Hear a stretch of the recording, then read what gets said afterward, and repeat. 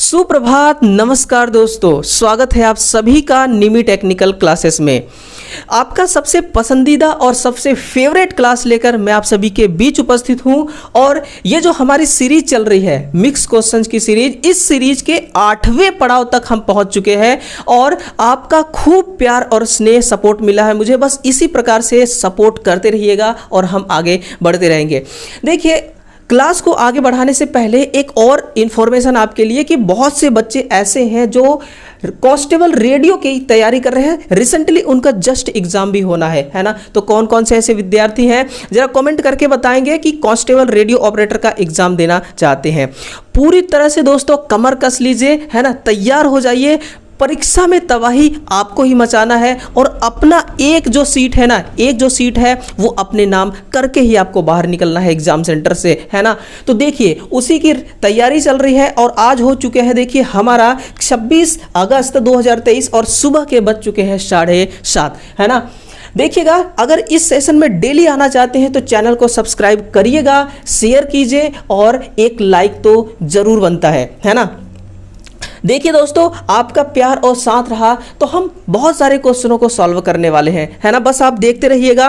कुछ यूनिक चीजें बताने की कोशिश करूंगा, कुछ अलग चीजें बताने की कोशिश करूंगा। यदि किसी नए डीजल जनरेटर से सफेद धुआं निकलता है तो क्या कारण होता है, क्या कारण हो सकता है। यानी कि धुआं धुआं आपका जनरेटर हो रहा है तो इस क्वेश्चन में भी धुआं धुआं हम मचाएंगे। फ्यूल का पूर्ण दहन या फिर फ्यूल का अपूर्ण दहन, यानी कि फ्यूल आपके अच्छे से जल जा रही है या नहीं जल रही है, फ्यूल की कमी हो जा रही है, एक्चुअल में रीजन क्या है।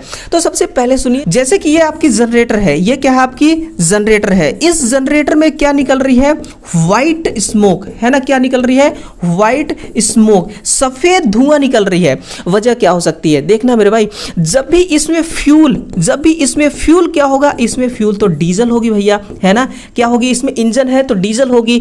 तो ये डीजल ना एक पंप के माध्यम से, किसके माध्यम से, एक पंप के माध्यम से ये कहां पर जाती है, ये जाती है इंजन में। कहां जाएगी, ये इंजन में जाएगी। लेकिन इंजन तक ये डीजल पहुंच नहीं पाती है, कहां पे रुक जाती है, पंप में। ये फ्यूल पंप में भी जलती है लेकिन प्योर तरीके से नहीं जल पाती है और ये पंप में डीजल तब तक रुकी रहेगी जब तक कि इसमें लो प्रेशर रहेगी। अगर आप प्रेशर को हाई कर दिए, प्रेशर को अगर मतलब हाई आपको करना नहीं, अपने आप हो जाता है ना। तो प्रेशर जैसे ही हाई होगा, इस पंप में जो भी डीजल, जो भी फ्यूल रुकी हुई होगी, एक झटके के साथ बाहर निकलेगी और सफेद धुआं देता हुआ बाहर निकलेगा वो, है ना। तो ये इसका पूरा फिनोमिना, ये पूरा इसका क्रियाकलाप होती है। अब देखिए इसका निवारण कैसे होगा, है ना। इसका निवारण कैसे होगा, यूं समझिए कि आपका सिलेक्शन हो गया यूपीपीसीएल में, है ना, और आपको डीजी सेट चलाने को दे दिया गया और ये प्रॉब्लम आ रही है। अब कैसे इसको आप मेंटेनेंस करेंगे, आप एक मेंटेनेंस बनेंगे तो कैसे मेंटेनेंस करेंगे। देखिए, जो इसका पंप होता है, जो इसका क्या होता है, पंप होता है, या फिर पिस्टन को, किसको, पंप, पिस्टन या फिर वाल्व हो गया, इनको आप क्या करेंगे, इनको आप साफ करेंगे। साफ करने से ये क्या हो जाएगी, ठीक हो जाएगी। फ्यूल का अपूर्ण दहन इसका राइट आंसर होगा, है ना। दोबारा सुनना, जनरेटर है, अगर व्हाइट स्मोक निकाल रही है, इसका मतलब कि फ्यूल अच्छे तरीके से जल नहीं पा रही है। क्यों नहीं जल रही है, क्योंकि जो डीजल इंजन तक जाना था वो पंप में ही रुकी हुई है, रुक गई है कुछ मात्रा में, और यहां पर भी वो जल रही है, यहां पर भी वो जल रही है, लेकिन प्रॉपर तरीके से तभी जलेगी जब वो इंजन तक पहुंचेगी। तो प्रॉपर नहीं जलती है और तब तक ये यहीं पर डीजल रुकी हुई होती जब तक कि इसमें प्रेशर, हाई प्रेशर नहीं जाती। हाई प्रेशर जैसे ही जाती है, ये झटके के साथ, आपने कभी देखा होगा बाइक जब चलाते हैं लोग तो झटके के साथ में साइलेंसर से एक धुआं निकलता है ना। वो क्यों निकलता है, हम कहते हैं कचरा फंस गया, बस वही है, बस क्या है, वही है, वो कचरा ही क्या है आपका, यहां पर फ्यूल रुक जाती है ना, वही वजह है और कुछ भी वजह नहीं है। आगे बढ़ते हैं कि यदि किसी चुंबकीय विक्षेपण किसका प्रक्रम है ना। चुंबकीय विक्षेपण किसका प्रक्रम है, what is the process of magnetic deflection, है ना। इससे वैद्युतिक क्षेत्र उत्पन्न होता है। धात्विक भागों का बार बार चुंबकन होना या अवशेष मैग्नेटिक फील्ड का विलोपन होना। विलोपन का मतलब क्या होता है मेरे भाई, विलोपन का मतलब क्या होता है, विलोपन का मतलब होता है नष्ट होना। इसका मतलब क्या होता है, नष्ट होना। विलोपन का क्या मतलब हो गया, नष्ट होना, है ना। तो चुंबकीय अवशेष मैग्नेटिक फील्ड का नष्ट होना। शॉर्ट पिच वाइंडिंग से अल्टरनेटरों में कौन सी हानि उत्पन्न होती है ना। ये क्वेश्चन बहुत तबाही मचाती है एग्जाम में, हर एग्जाम में पूछा जाता है, यूनिवर्सल क्वेश्चन आप इसको कह सकते हैं, है ना। तो आप भी दोस्तों किसी से कम नहीं है, बिल्कुल अगर मुंह उठा के ये क्वेश्चन आया है तो मुंह तोड़ जवाब दीजिएगा। शॉर्ट पिच वाइंडिंग है, कैसी वाइंडिंग है? शॉर्ट पिच वाइंडिंग है, और अल्टरनेटर में ये बड़ा हानि पहुंचाती है, लाभ भी होता है। दोनों बातें बताऊंगा। सबसे पहले हम देखेंगे इसमें डिसएडवांटेज, जिसको हम कहेंगे हानि। डिसएडवांटेज ये है कि जो टोटल वैलेंस जो टोटल वोल्टेज होती है, जो क्या होगी? टोटल वोल्टेज, यानी कि जो कुल विभव होगी, वो विभव का मान क्या हो जाएगा मेरे भाई? विभव, टोटल विभव क्या हो जाएगी? डाउन हो जाएगी, यानी कि ओवरऑल कम हो जाएगी, है ना। जिससे हमें नुकसान क्या हुआ? हमें अगर कम ही वोल्टेज चाहिए तो और बढ़िया है, टोटल वोल्टेज कम हो रही है, लेकिन ऐसा नहीं। अगर टोटल वोल्टेज कम हुआ है ना, तो इस वोल्टेज को रिकवर करने के लिए हमें क्या करना पड़ेगा? जो उत्पन्न ईएमएफ है, जो उत्पन्न ईएमएफ, यानी कि जो ईएमएफ उत्पन्न हुआ है ना, जो ईएमएफ उत्पन्न हुआ है, यही ईएमएफ इस कम वोल्टेज को, यानी कि जो वोल्टेज ड्रॉप हो गई है, जो वोल्टेज कम हो गई है, उस वोल्टेज को रिकवर कौन करेगा? तो जो उत्पन्न हुआ है ईएमएफ, है ना। अब उत्पन्न ईएमएफ क्या है? ये उत्पन्न ईएमएफ मतलब कैसे इसको रिकवर करेगी? उसके लिए क्या करना पड़ेगा? उसके लिए आपको करना पड़ेगा कि घुमाव की संख्या बढ़ाना पड़ेगा। किसकी? घुमाव की संख्या, कहने का मतलब टर्न्स की संख्या को बढ़ाना पड़ेगा, है ना। ऑब्वियसली बात है, अगर टर्न्स बढ़ेगा तो कॉइल का खर्च अधिक आएगी। क्या होगी?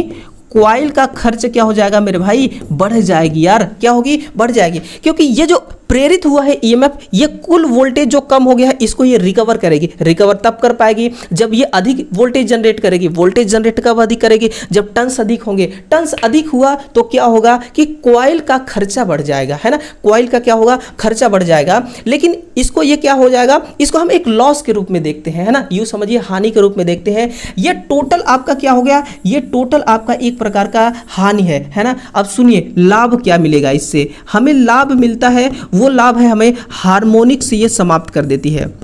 ये क्या करेगी? हार्मोनिक्स समाप्त कर देगी, है ना।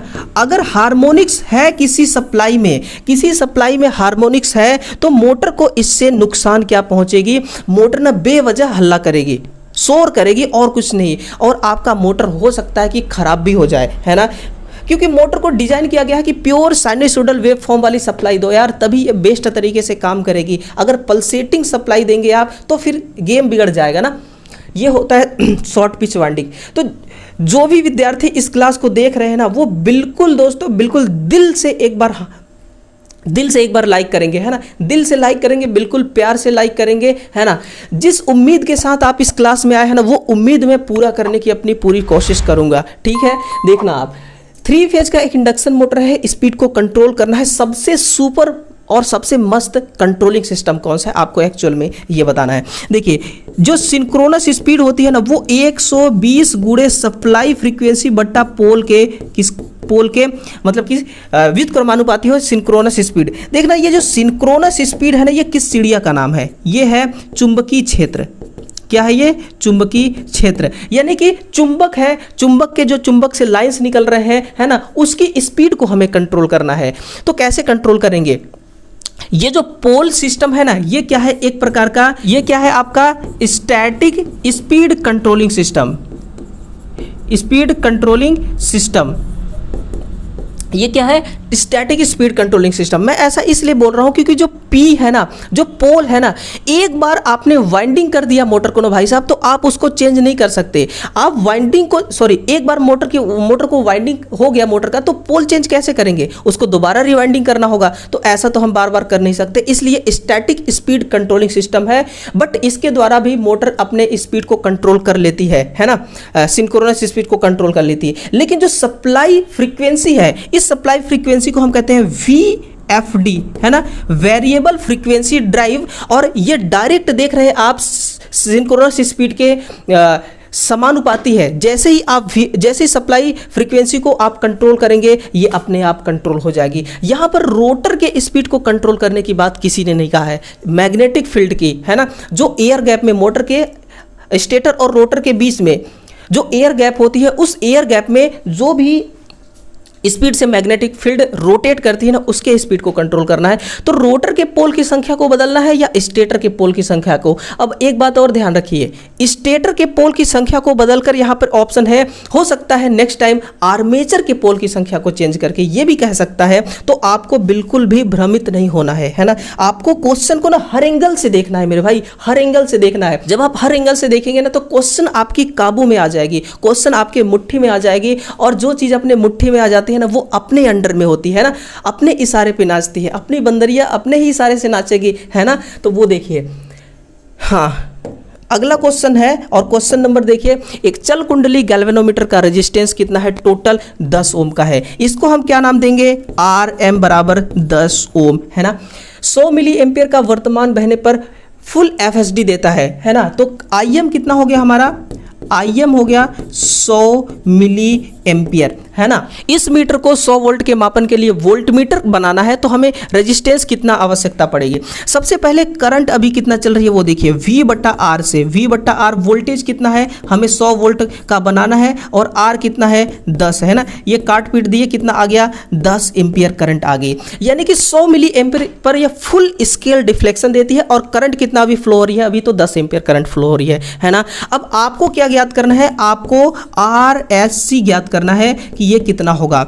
RSC बराबर होगी RM I/IM-1। ये आपका क्या है, एक प्यारा सा फॉर्मूला है। देखिए फॉर्मूला ना किसी भी क्वेश्चन का, किसी भी न्यूमेरिकल क्वेश्चन का सबसे बड़ी कमजोरी होती है। बस आप कमजोरी को एक बार पकड़ लो, बाकी सारी ये कंट्रोलिंग जो है ना, ये जो गेम खेल रहा है आपके साथ ना, आप सबसे बड़ा गेमर बन जाएंगे, है ना। तो ये आपका क्या हो गया, बेसिकली ये आपका एक सूत्र हो गया, एक फॉर्मूला हो गया, है ना। RSC बराबर RM हमें कितना मिला है, कितना दिया गया है, ये है 10 ओम, और I कितना है 10 एम्पियर मिला है, IM 100 मिली एम्पियर, है ना। मिली का मतलब होता है 1000, 1000 को ऊपर हमने ले गया तो ये प्लस का 1000 हो गया, -1, है ना। ठीक है, यहां पर देखते हैं, यहां पर देखते हैं RSC बराबर 10, और ये कितना हो गया। अब देखिए यहां से क्या होगा, ये 100 कट जाएगी इस 2 जीरो से, 10 10 कितना हो गया 100 -1, है ना। RSC बराबर 10 और गुणे ये 99 हो गया, है ना, 99। तो RSC अब हो गया 990 ओम। RSC अब कितना हो गया 990 ओम। आंसर किधर जाएंगे आप, ऑप्शन नंबर C की तरफ जाएंगे, 990 ओम। देखिए आप भी इतना ही स्पीड से क्वेश्चन को हैंडल कर सकते हैं, बट आपको प्रैक्टिस ज़्यादा करना पड़ेगा, है ना। अगर आपकी प्रैक्टिस है तो बस इतने टाइम में आप भी क्वेश्चनों को हैंडल कर लेंगे। लेकिन देखना कई बार क्या होता है ना कि हम देखते हैं कि न्यूमेरिकल क्वेश्चन है और बहुत बड़ा क्वेश्चन है ना, तो सोचते हैं कि अरे इसको बाद में करेंगे, है ना। और फिर बाद में जब आपके पास टाइम कम बचता है तो ऐसा लगता है एग्जाम में कि अरे यार ये तो बहुत टाइम ले सकती है, हो सकता है सॉल्व भी नहीं हो पाएगा हमसे, तो आप उसको छोड़ देते हैं। आपने देखा मिनटों में सॉल्व हो रहे हैं, है ना। 2 DC सोर्स है, और सभी सोर्स का जो क्लोज सर्किट वोल्टेज है वो कितना है 24 वोल्ट, इंटरनल रेजिस्टेंस 0.2 ओम है। एक बात याद रखना मेरे भाई, यहां पर एक बात क्या याद रखना है कि दोनों सोर्स का मिला करके इंटरनल रेजिस्टेंस 0.2 ओम दिया गया है। एक का कितना होगा वो आपको देखना है। टोटल शॉर्ट सर्किट करंट, है ना, टोटल शॉर्ट सर्किट करंट कितना होगा, V/R से निकालिए। वोल्टेज कितना है 24 वोल्ट, और एक का कितना हो जाएगा 0.1, है ना। पॉइंट हटाएंगे, है ना, पॉइंट कटेगा तो ऊपर एक एक लड्डू बटेगा। ये हो गया 240, इसको आप 240 ही लिख दीजिए ना, सीधे सीधे। ये क्या है आपका आंसर हो गया, ऑप्शन नंबर कौन सा होगा 240 ampere, 240 ampere, option number B सही हो गया, है ना। 240 नंबर B जो है वो सही है। अगला है कि किसी प्रिंटेड सर्किट बोर्ड में बिना रंग का एक कलर कोडिंग प्रतिस्थापित किया जाता है जिसका टॉलरेंस माना जाता है। अब देखना सबसे पहली बात कि इसका पहले हम क्वेश्चन को सॉल्व करते हैं ना, फिर देखते हैं। प्रिंटेड है, कैसा है, प्रिंटेड है और इसमें किसी भी प्रकार का कलर कोडिंग नहीं है, ±20% हो जाएगी। कितनी होगी 20%। ये आपको याद करना पड़ेगा। देखिए कुछ डेटा ऐसे है ना जो आपको याद करना ही पड़ेगा, ठीक है ना, इसका कोई लॉजिक नहीं है। और देखना यार कि हम कलर कोडिंग करते क्यों हैं, है ना, और कलर कोडिंग हम क्यों करते हैं, इसलिए करते हैं कि जैसे कि जिस मोबाइल फ़ोन से अभी आप क्लास देख रहे हैं ना, उसमें भी एक मदरबोर्ड लगी होगी, प्रिंटेड सर्किट बोर्ड लगा होगा। उसमें एक्चुअल में क्या होता है, कैपेसिटर, इंडक्टर, फिल्टर सर्किट, दुनिया भर के इलेक्ट्रॉनिक कंपोनेंट्स में लगे होते हैं। उसी में से एक चीज़ होती है रेजिस्टेंस। अब मान लीजिए कि बहुत छोटी रेजिस्टेंस है, इतनी बड़ी रेजिस्टेंस है, क्योंकि ज़्यादा बड़ी रेजिस्टेंस होगी तो मोबाइल के प्लेट में लग नहीं पाएगी, इसलिए बहुत छोटी सी छोटी रेजिस्टेंस होती है ना, जिसको हम 1 वाट का भी कहते हैं। 1 वाट का भी कार्बन का रेजिस्टेंस बनता है। अब इसमें आपने देखा होगा कि कई बार होता है कि छोटे छोटे चीज़ों में भी प्रिंट किया हुआ होता है कि इसका मूल्य इतना होता है, ये इतने रेटिंग का है ना, इतना करंट लेगी, सारा दुनिया भर की चीज़ें लिखी होती हैं। लेकिन रेजिस्टेंस जो होता है वो एक तो गोले आकार में होती है, इसमें प्रिंट करना बड़ा मुश्किल होता है, बड़ा मुश्किल काम है, बड़ा कठिन काम है। तो उन्होंने क्या किया, जिसने इसको बनाया उसने कलर डाल दिया, कलर कोडिंग, और उसको नंबरिंग दे दिया, 1 नंबर, 2 नंबर, 3 नंबर, 4 नंबर, और फिर इसका कलर कोडिंग बना दिया, है ना, जिससे एक स्टैंडर्ड कलर कोडिंग बनाया। और उस कलर कोडिंग को भाई ISI ने, BIS ने एक स्टैंडर्ड बना दिया कि भाई इस कलर कोडिंग का अगर ये नंबर है तो पूरे दुनिया भर को, सबको, सारे इंस्टीट्यूट को, सबको यही मानना पड़ेगा कि जो रेड कलर है उसका ये नंबर होगा, है ना, जो व्हाइट कलर है उसका फलाना नंबर होगा, ठीक है ना। तो इसी प्रकार से जिसका कोई नंबर नहीं है उसका +-20% क्या होगी, टॉलरेंस होगी, है ना। तो ये देखिए 1 वॉट तक के भी होते हैं आपके कार्बन के रेजिस्टेंस। ये टोटल डिटेल्स है आपके पास, है ना, ये टोटल डिटेल्स देखिए 6 बैंड का है, अलग अलग कलर है, और अलग अलग कलर का देखिए ये सारी चीज़ें दी गई हैं। यहाँ से आप इसको स्क्रीनशॉट ले लीजिएगा, है ना, बाकी आपको PDF तो मिल ही जाएगी। इसका PDF आपको बिल्कुल शानदार तरीके से मिलेगी, बट आपको इसके लिए करना क्या होगा, इसके लिए आपको करना होगा कि डिस्क्रिप्शन बॉक्स में जाना होगा, है ना, वहाँ एंट्री करिए, और एंट्री करने के बाद वहाँ पर एक आपको लिंक मिलेगा टेलीग्राम के नाम से। उसको जब आप क्लिक करेंगे तो डायरेक्ट जंप कर जाएंगे हमारे टेलीग्राम चैनल पर, और वहाँ से आप ज्वाइन हो जाएंगे, है ना।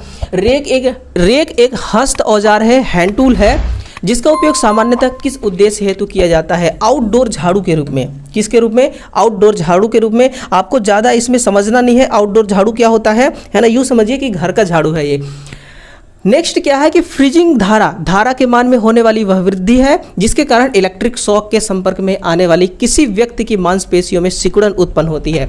और उस धारा का मान कितना होता है, उस धारा का मान माय डियर 10 से लेकर 40 मिली एम्पियर, है ना। मिली बोले तो 10⁻³ एम्पियर। कितना, 10⁻³ एम्पियर। यानी कि करंट किस में चल रही है, माइनस में चल रही है, करंट पॉइंट में चल रही है ना। तो आंसर क्या हो जाएगा, 40 मिली एम्पियर। अब देखना, जो करंट होती है ना, बड़ा बुरा झटका देती है। अब बहुत से विद्यार्थियों का डाउट ये भी रहता है कि झटका हमें देगी कौन करंट, है ना, AC या DC। तो देखना भाई, झटके के मामले में ना AC को कोई नहीं हरा सकता है, लेकिन सबसे ज़्यादा झटका मिलती है तब जब लो वोल्टेज हो। हाई वोल्टेज में झटके का कोई चांस नहीं है, हाई वोल्टेज में झटके का कोई चांस नहीं है, क्योंकि वहाँ पर जो फ्रीक्वेंसी चलती है ना वो इस तरीके से चलती है। वो कैसे चलेगी, वो इस तरीके से, यानी कि ये जो टाइम चल रहा है ना, ये 0 का टाइम है। ये किसका टाइम है, 0 का टाइम है ना, 0 का टाइम है। ये वेव फॉर्म को 0 आने में ना माइक्रो सेकेंड से भी कम टाइम लगती है अगर हाई वोल्टेज है तो। माइक्रो सेकेंड, मान लीजिए 1 माइक्रो सेकेंड के लिए आपको उसने छोड़ दिया सप्लाई ने, फिर तो दूसरे माइक्रो सेकेंड में वो पकड़ लेगा आपको, है ना, खींच लेगा आपको, तो छूट ही नहीं पाएंगे जिसको भी झटका लगेगा। तो हाई वोल्टेज के केस में ऐसा कुछ नहीं होता, झटका वटका वो सीधे एक बार पकड़ लिया तो फिर हो गया फिर, है ना। लेकिन DC में तो और भी चांस नहीं होता है। DC में तो वेवफॉर्म ही नहीं चलती है, सीधे एक स्ट्रेट लाइन होती है, वेवफॉर्म सीधी रेखा होती है। एक बार भैया पकड़ लिया ना तो वो फिर छोड़ने वालों में से नहीं है ना। वहीं पर वोल्टेज की बात करी जाए तो वोल्टेज 90 वोल्ट के बाद ही झटका मारता है। आप देखते होंगे 24 वोल्ट 48 वोल्ट का बैटरी का कनेक्शन लोग ऐसे चुटकियों में हाथ में ही उड़ा देते हैं ना, हाथ से ही कर देते हैं। क्यों करते हैं, उनको मालूम है यार कि 90 वोल्ट 80 वोल्ट से नीचे हमें झटका तो लगने वाला है नहीं, तो फिर नो प्रॉब्लम, है ना। तो फिर क्या होगा, R मान वाले 3 प्रतिरोध के कितने सर्किट तैयार किए जाते हैं। अब भी सर्किट आपको तैयार करके दिखाते हैं हम ना। ये हो गया देखिए एक रजिस्टेंस R मान का, ये दूसरा रजिस्टेंस R मान का, है ना। और फिर क्या है, समांतर में ये है 1, ये है 2, ये आपके पास 3 प्रतिरोध हैं। इसको जोड़िए समांतर में, जब ऐसे जोड़ देंगे तो ये क्या हो जाएगा, ये समांतर हो जाएगी। ये हो गई आपकी समांतर। और दूसरा और तीसरा है आपका, 1 को सीरीज में रखिए, बाकी 2 को आप लपेटिए समांतर में, 2 को आप इस प्रकार से समांतर में, ये हो गया। और एक होगा आपका 2 को आपस में सीरीज में रखिए और दोनों के समांतर में एक और लगा दीजिए, है ना। ये हो गया, देखिए 4 सर्किट तैयार हो गया ना। ये हो गया आपका 1 2 ये 3 और ये 4 सर्किट तैयार हो गए, सारे आर मान के हैं। तो कितने सर्किट तैयार होंगे मेरे भाई? 4 सर्किट। कितने? 4 सर्किट, 1 नहीं 2 नहीं 3 नहीं 4। कितने? 4।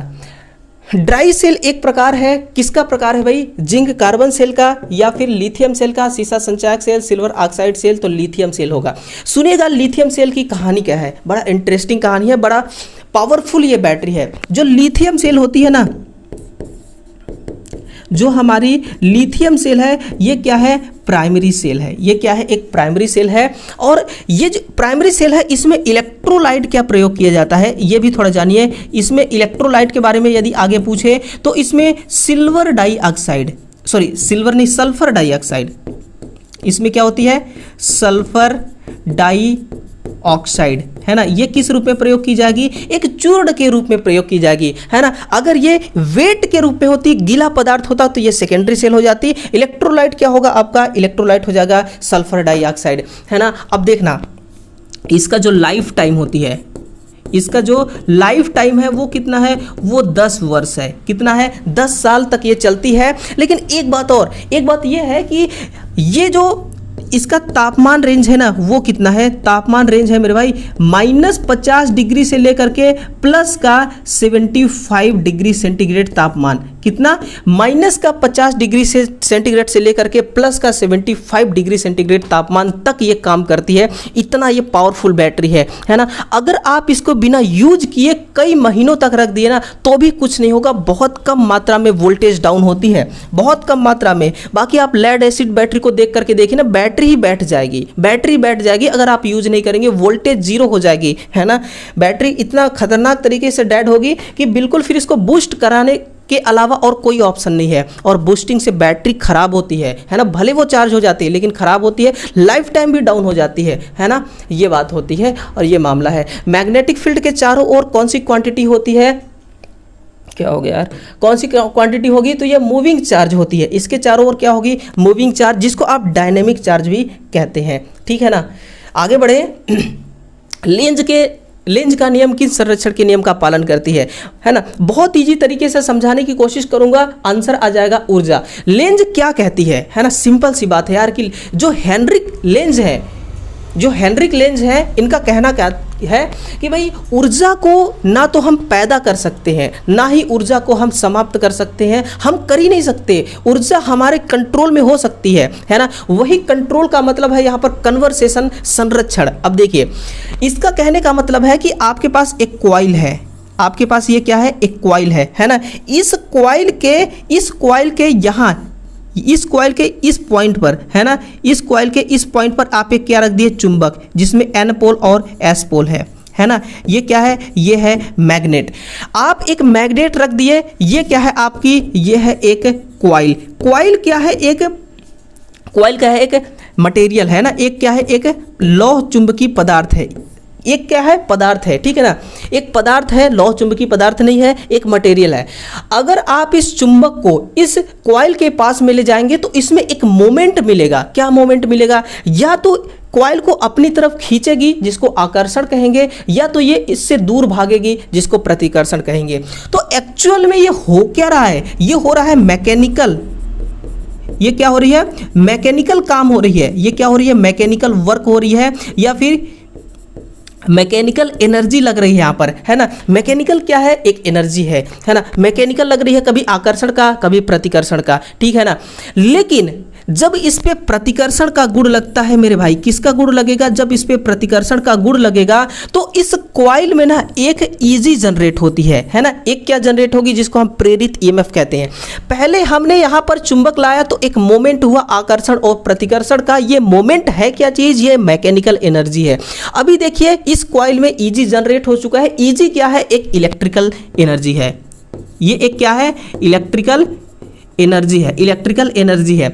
अब देखिए मैकेनिकल एनर्जी से हमें क्या मिल गया, इलेक्ट्रिकल एनर्जी मिल गया, है ना। एनर्जी कहाँ खत्म हुई यार, यहाँ पे मैकेनिकल था, अब हमें इलेक्ट्रिकल मिल गया, एनर्जी तो वैसे का वैसे ही है ना। तो ऊर्जा का संरक्षण है ना, ऊर्जा यहाँ पर समाप्त नहीं हुआ ना, ऊर्जा को हमने चेंज कर दिया, क्या कर दिया, कन्वर्सेशन कर दिया।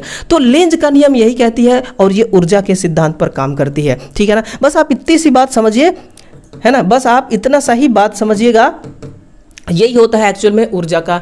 वेल्डिंग जनरेटर के आर्मेचर में किस वाइंडिंग को संदर्भित करते हैं, हम तो समांतर वाइंडिंग को संदर्भित करते हैं, रेफरेंस इसी वाइंडिंग को देते हैं, है ना। ये भी बताऊंगा कितने एम्पियर तक के मोटर में इसको यूज करते हैं। समांतर वाइंडिंग जिसको हम कहते हैं लैप वाइंडिंग, जिसको हम क्या कहेंगे, लैप वाइंडिंग। भाइयों लैप जो वाइंडिंग होती है ना, ये लो वोल्टेज और हाई करंट वाले मोटर में इसको यूज की जाती है। लो वोल्टेज और हाई करंट, लो वोल्टेज और हाई करंट कितना, जिस डीसी मोटर में आर्मेचर करंट का मान कितना होगा, 400 एम्पियर से अधिक, है ना।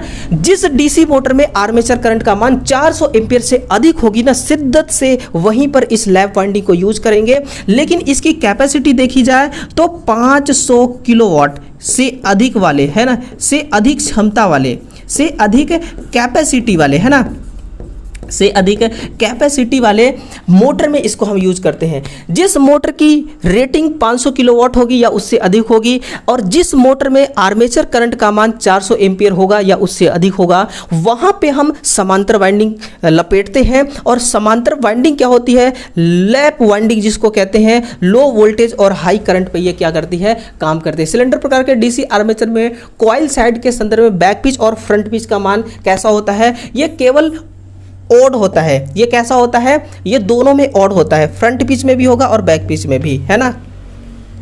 ये मामला है। तो चलिएगा, टोटल क्वेश्चन जो था ना, ये सारे क्वेश्चन एक एक करके ना आपके आंखों के सामने से होकर निकले और हर क्वेश्चन का बिल्कुल धुआंधार तरीके से और दमदार तरीके से इसका कंटेंट भी आप तक पहुंच चुका है। आपके यूं समझिए आपके कंट्रोल में हो चुके हैं ना। सारे क्वेश्चन बहुत ही लॉजिकली थे, लेंज का नियम में भी मजा आ गया, है ना। मैग्नेटिक फील्ड के चारों ओर क्या थी, ये सारी चीजें मैंने आपको बता दी, सारी चीज बता दी आपको, है ना। बस आप एक बात बताइए कि मजा आया ना, है ना। अगर मजा आया हो तो बिल्कुल ठोकिए सब्सक्राइब अभी के अभी तुरंत, और एक लाइक करिएगा इस सेशन को, है ना। एक लाइक करिएगा और जानदार बनाइए इस सेशन को, ठीक है ना।